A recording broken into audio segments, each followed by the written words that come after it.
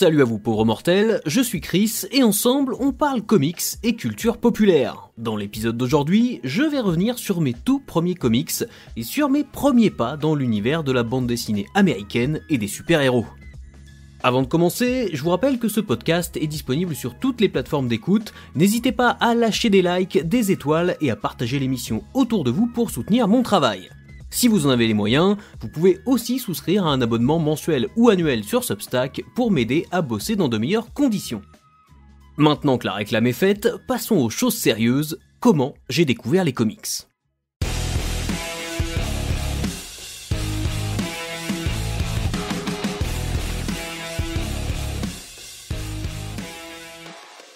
D'abord, il faut se remettre dans le contexte. Je vous parle d'un monde où être privé d'internet n'est ni une punition, ni l'œuvre d'un technicien fibre peu consciencieux, mais bel et bien une normalité. J'ai grandi dans un monde sans internet jusqu'à l'adolescence, et donc à l'époque, c'était pas toujours évident de se renseigner sur ce qui nous plaisait, encore plus quand, comme moi, on vivait dans un petit village normand de même pas 150 habitants. Et je vais sûrement avoir l'occasion d'approfondir ce point, c'est peut-être aussi pour ça que je me suis plongé dans l'univers des comics et des super-héros, parce que tout ce que j'ai lu au départ me semblait hyper lacunaire, et donc pour avoir des réponses à mes questions, j'avais pas d'autre choix que de lire toujours plus de comics. Ma découverte des comics passe d'abord par la découverte des super-héros, sans forcément savoir que c'était à la base des personnages de bande dessinée. Comme beaucoup de gens encore aujourd'hui, mon premier contact avec les super-héros se fait d'abord par les adaptations au ciné et à la télé. Évidemment, parmi mes premières découvertes, il y a deux des plus gros phénomènes de société de la fin des années 1980 et du début des années 1990, les films Batman de Tim Burton et la série animée Tortue Ninja. À cette époque, on est en pleine Batmania et en pleine Turtlemania, et comme pratiquement tous les gamins de ma génération, j'y échappe pas. Mais moi, à ce moment-là, je dois avoir 4 ou 5 ans, et de toute évidence, j'accroche plus à des franchises calibrées pour plaire aux gosses, et j'imagine clairement pas tout l'univers étendu qu'il peut y avoir derrière sur le papier. Pour être très franc, je crois que j'ai découvert que les Tortues Ninja étaient des personnages de comics à l'origine que bien plus tard, je pense au tout début de l'adolescence, soit des années après avoir commencé à lire des comics sérieusement, si je puis dire. Tout comme j'ai vu tous les films Batman des années 90 et la série animée avant d'avoir lu le moindre comic book de Batman. En fait, globalement, à l'époque, j'ai conscience qu'il y a tout un truc derrière les films, les dessins animés, les jouets et les brouettes de produits dérivés qu'on trouve un peu partout, mais je n'ai pas encore été exposé aux matériaux d'origine. Dans mes autres souvenirs liés aux super-héros, il y a le jeu Spider-Man sur Master System, qui compte vraiment parmi les tout premiers jeux vidéo auxquels j'ai joué sur une console de salon. On est en 1992-1993 à tout casser, une période où les jeux vidéo sont quand même encore loin d'être une pratique autant démocratisée qu'aujourd'hui. Encore une fois, j'ai donc conscience assez tôt du fait que Spider-Man est bien plus qu'un personnage de jeu vidéo, mais pour autant, je vois plus ça comme une licence multi-support, même si c'est clairement pas le mot que j'aurais utilisé à l'époque, que comme une adaptation tirée d'une série de comics.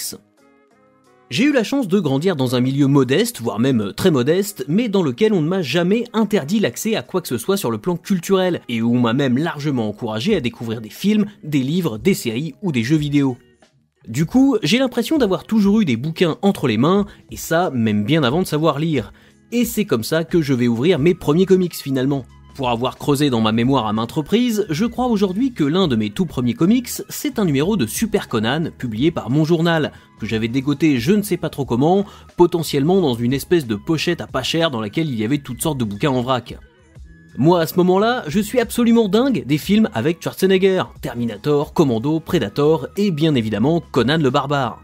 Alors oui, ça va sûrement faire bondir des parents de savoir que j'avais déjà vu tous ces films à 5 ans, mais il faut se souvenir qu'à l'époque, toutes ces licences comme Alien, Robocop ou Rambo, qui à la base ne sont clairement pas faites pour les enfants en bas âge, avaient toutes droit à des dessins animés et à des jouets, et que ça ne choquait pas grand monde que les gamins puissent voir ces films.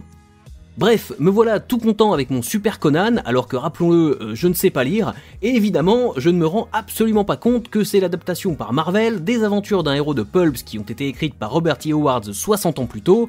Pour moi, Conan le Barbare, c'est un film avec Schwarzenegger, et ce n'est que pratiquement 15 ou 20 ans après que je vais lire les nouvelles originales qui mettent en scène Conan. Un peu plus tôt, je vous parlais des Tortues Ninja, et c'est plus ou moins au même moment que je me retrouve en possession de 2 tomes de bande dessinée avec les fameux Chevaliers d'Écaille, édités en France par Comics USA. En fait, il s'agit du comic book adapté de la série animée, publié par Archie Comics aux États-Unis et qui sort en album cartonné chez nous.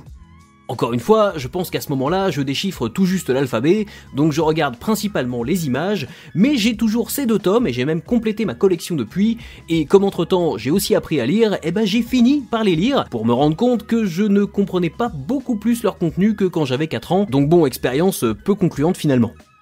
On va, enfin diront certains, rentrer dans le vif du sujet, puisque grâce à un bond de quelques années en avant dans le temps, on arrive aux alentours de mon 7e anniversaire. Là, j'ai enfin appris à lire, et donc c'est le drame, on me ramène des albums reliés de Strange, Strange Special Origin et Titan. Et là, c'est le gros mindfuck, puisque je découvre d'un coup d'un seul des dizaines de personnages dont j'ignorais tout jusqu'alors, et évidemment, j'ai un peu de mal à comprendre ne serait-ce qu'un dixième de ce que je lis.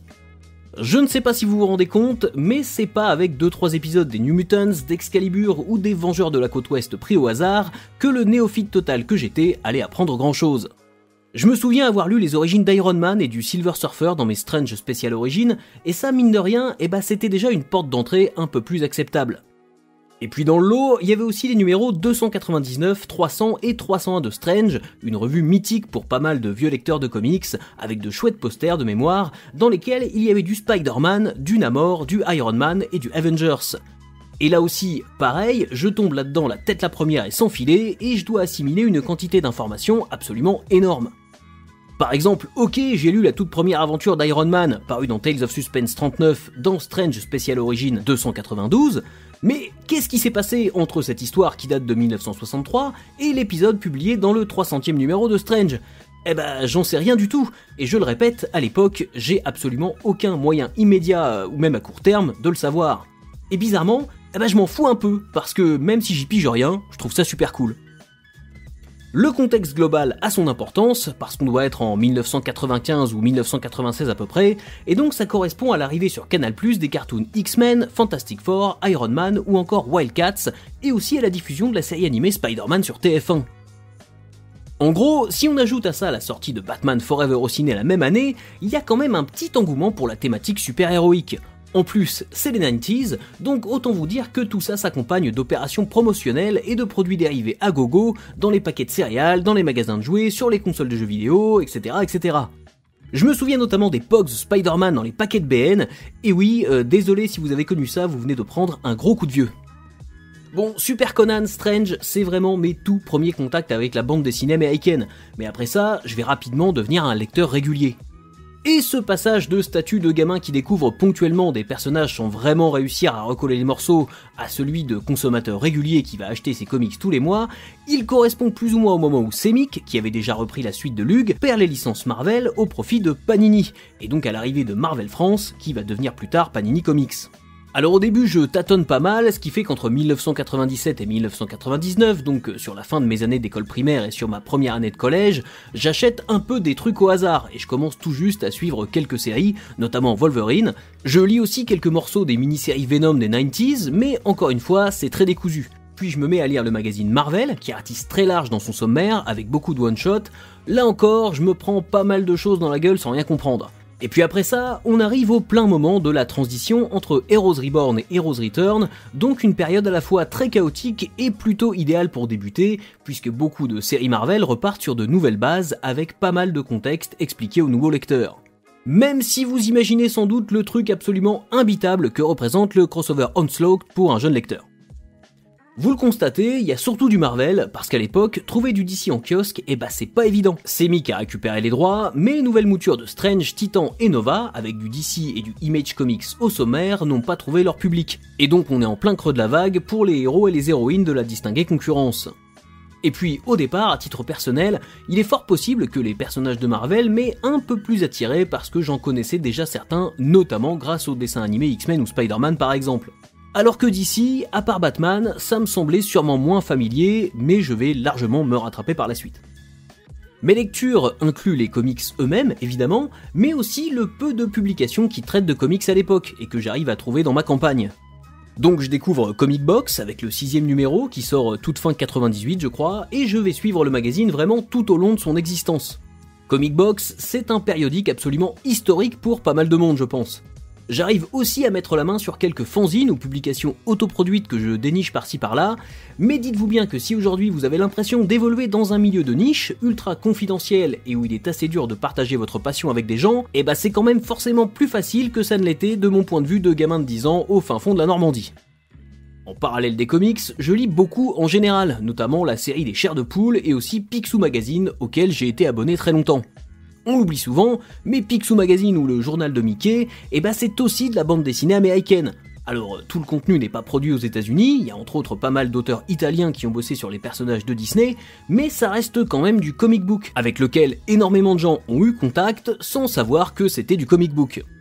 Je ne peux pas parler de Picsou sans évoquer la jeunesse de Picsou de Don Rosa, évidemment, un récit culte pour énormément de lecteurs et de lectrices. Même si je mets ça dans une case un peu à part de la bande dessinée de super-héros, c'est une histoire qui m'a marqué quand j'étais gamin. Déjà parce qu'elle donne énormément de contexte à un héros que je connaissais surtout via le dessin animé La Bande à Picsou, et puis aussi parce que c'est une magnifique démonstration de comment on peut proposer une histoire profonde, sérieuse et touchante avec des canards anthropomorphes comme principaux protagonistes, ce qui est aussi intelligent qu'inattendu en fait. Je lis aussi beaucoup de BD franco-belges dans ces années-là, le journal de Spirou, Cédric, Kid Paddle, qui sont deux séries que j'aime beaucoup même si elles sont un peu dans leur jus aujourd'hui, et surtout Gaston Lagaffe, dont je suis absolument fou à l'époque. D'ailleurs, je crois que la silhouette de Gaston, je peux encore la dessiner les yeux fermés, tellement je l'ai fait et refait quand j'étais en primaire. Et puis évidemment, il y a Dragon Ball, qui pour moi, comme pour beaucoup de personnes, a été la porte d'entrée à l'univers du manga et même à la culture japonaise, rien qu'en m'intéressant à la signification des noms des personnages. Ma passion pour Dragon Ball, elle mériterait un épisode tout entier, mais je ne pouvais pas ne pas mentionner ce manga culte d'Akira Toriyama qui nous a quittés très récemment, tout simplement parce qu'il a vraiment participé à la construction de mon imaginaire, et ça pendant de très longues années. Pour en revenir aux comics, après ces premières années placées sous le signe de la découverte, je vais finalement me plonger dans les séries de Image Comics. Spawn en premier lieu, qui est l'une des séries que je vais suivre le plus longtemps sans interruption dans ma vie jusqu'à la fac, mais aussi Youngblood, Stormwatch, Cyberforce et j'en passe.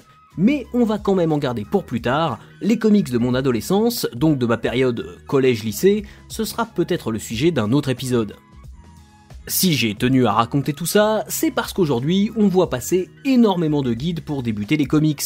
Les éditeurs proposent des formats plus ou moins abordables en termes de prix, et plus ou moins accessibles en ce qui concerne le contenu, et ce sont de très bonnes choses, qui doivent sûrement beaucoup aider les gens qui veulent se mettre aux comics. Mais comme je le disais en début d'épisode, quand on veut se lancer dans la bande dessinée américaine de super-héros, et plus particulièrement celle des Big Two que sont DC et Marvel, je crois qu'il faut accepter de ne pas tout comprendre, de ne pas avoir toutes les clés dès le départ, et que ça participe aussi au charme et à l'attrait du médium. Parce que découvrir cet univers progressivement, de façon très parcellaire et avec une vision extrêmement lacunaire de l'ensemble, une fois encore, ça entretient une forme de curiosité. Et sans vouloir parler comme un vieux con, le fait qu'actuellement on puisse savoir tout et tout de suite sur absolument tous les sujets, sans forcément avoir besoin d'être patient ou d'approfondir par soi-même, ça a aussi un peu tendance à désamorcer rapidement la curiosité naissante qu'on peut avoir pour une thématique. Le meilleur exemple, c'est la promotion à outrance de certains films, dont absolument tout le contenu nous est révélé dans de nombreux trailers avant la sortie au cinéma. Si bien qu'on finit par se demander si c'est bien utile d'aller le voir, puisqu'on n'a plus rien à découvrir. Bref, tout ce que je peux vous conseiller, c'est d'accepter de ne pas tout comprendre dès le début, et de considérer que chaque chose qui vous manque au départ aura un petit goût de récompense quand vous finirez par assembler les différentes pièces du puzzle au fil de vos lectures. Et puis, essayez aussi d'intéresser vos proches, vos enfants, vos potes le plus tôt possible à la lecture, parce que je pense aussi que plus la découverte est tardive, plus l'effort demandé a tendance à nous décourager. Alors que dans mon cas, quand j'étais gamin, le divertissement primait sur la complexité de ce qui m'était présenté, et ce n'est souvent que bien plus tard que j'ai capté toutes les subtilités de certaines œuvres. Voilà, j'espère que ce petit flashback vous a plu, n'hésitez pas à me donner votre avis sur les réseaux sociaux, tous les liens utiles sont dans la description de l'épisode. Abonnez-vous sur les plateformes de podcast et partagez l'émission autour de vous. Moi je vous donne rendez-vous sur Substack, j'y ai publié récemment tout un cycle d'articles consacrés aux X-Men dans les années 1990. Et évidemment, jusqu'à la prochaine fois, je compte sur vous pour avoir de saines lectures.